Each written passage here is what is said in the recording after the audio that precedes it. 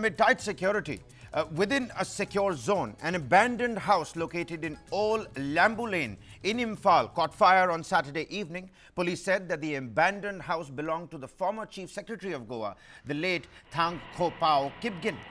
Meanwhile, Kipgen died on the 3rd of March in 2005 and the house had been occupied by his family. But more importantly, this fire that you're seeing on your screens, this is in very close proximity to the Chief Minister's own bungalow, N Biren Singh's bungalow, ladies and gentlemen. And even as Manipur is simmering from Jiribam to Imphal, a first convoy of trucks, standard good trucks, has now departed from Jiribam. And this is happening on the backdrop of the Chief Minister,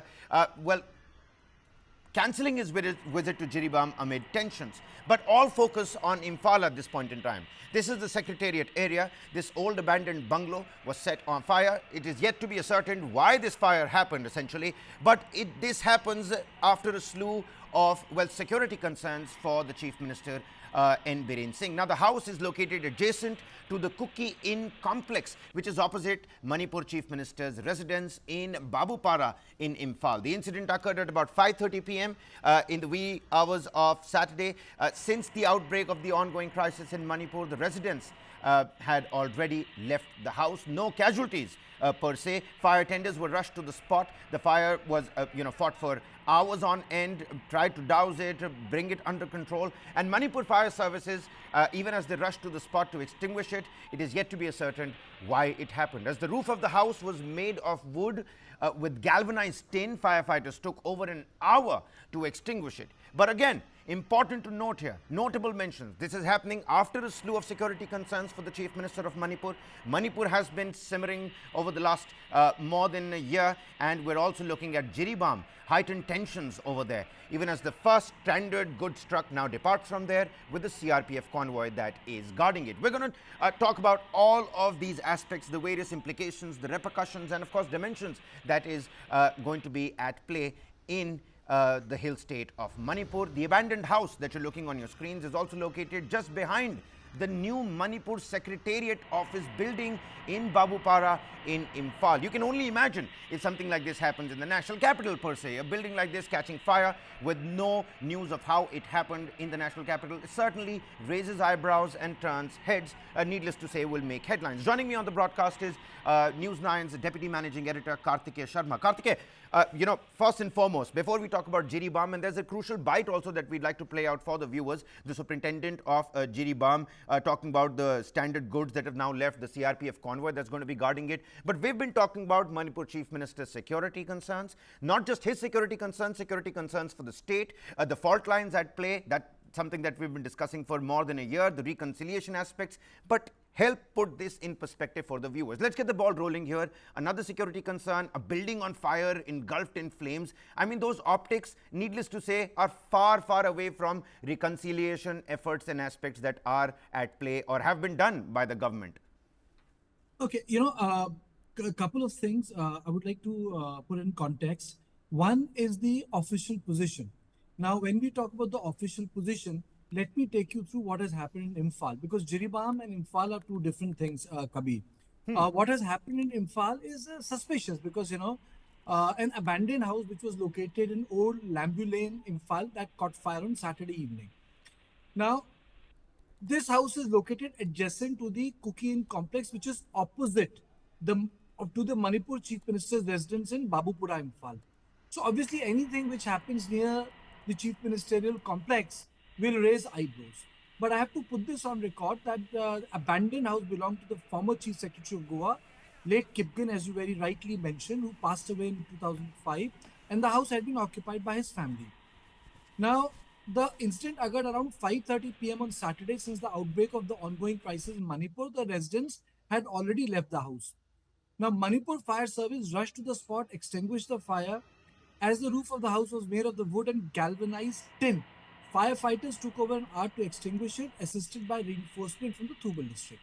Let me put some things on record also. It is reported that the house had remained abandoned over a year. It was hard to extinguish and control the fire. They added that the source of the fire is yet to be known. They added that the source of the fire is yet to be known. The abandoned house is also located just behind the new Manipur Secretariat office building, Babupura. Now, there are two things. I don't want to be presumptuous here. Now, when the police says that the source of the fire is unknown, obviously it can be either because of the heat or because of miscreants.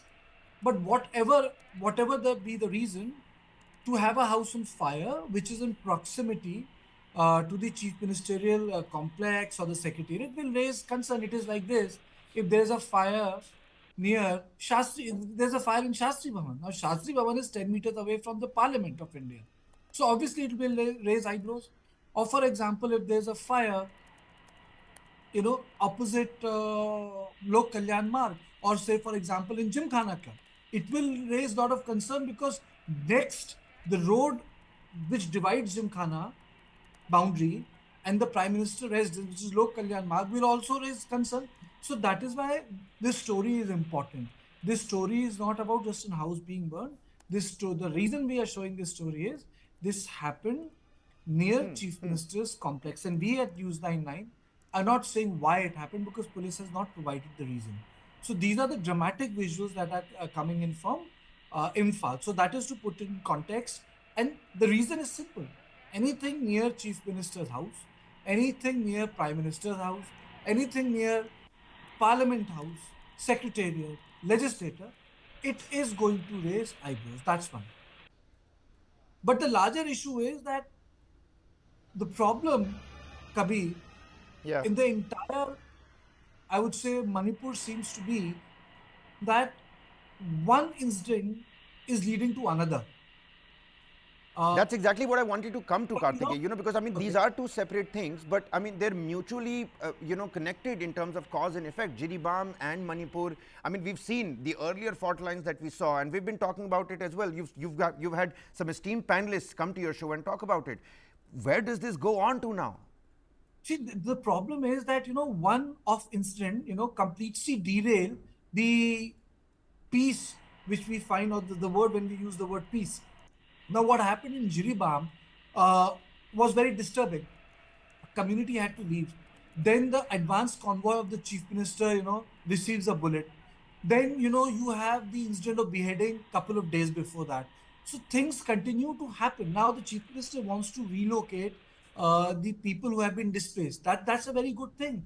But then how do you go about it? Because as of now, there is nothing called a peace process taking place.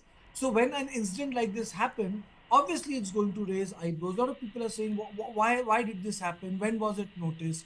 Were miscreants at it? Now, if you tell me that the miscreants are few and numbered in Imphal, then I would refuse to believe it. The reason why I would refuse to believe it, because the civil society organization have in fact ended up pressurizing the government and its machinery and the lawmakers. It is for this reason the government has not been able to make cookies, and the Nagas and the Meiteis sit together. In this election, we have a Meitei MP from the inner area, but in the outer area, you have a Naga MP. Both from the Congress, BJP lost the seats, but you don't have a Cookie MP in the house. But I really don't want to today get into it, because today we are going to talk about this stray incident, and we are also going to talk about Jiribam. I've been told that, Kabir, we have a report on Jiribam. Police officers have spoken. Is that correct? Right, that's absolutely right. You know what? The superintendent, Pradeep Singh, he's the SP of Jiribam. He's talking about the CRPF that is now going to be guarding those convoys. Let's quickly listen in to what they have to say. This is after a gap of about maybe more than about I think a week. We are going to send the stranded truck. It will be sent in a convoy guarded by CRPF.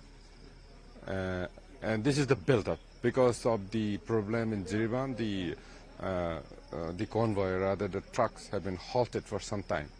And today is the first day, and this is a preparation.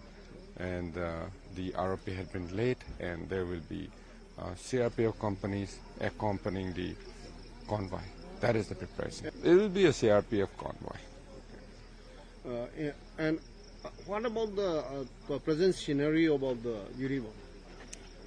I would describe it as tense but under control.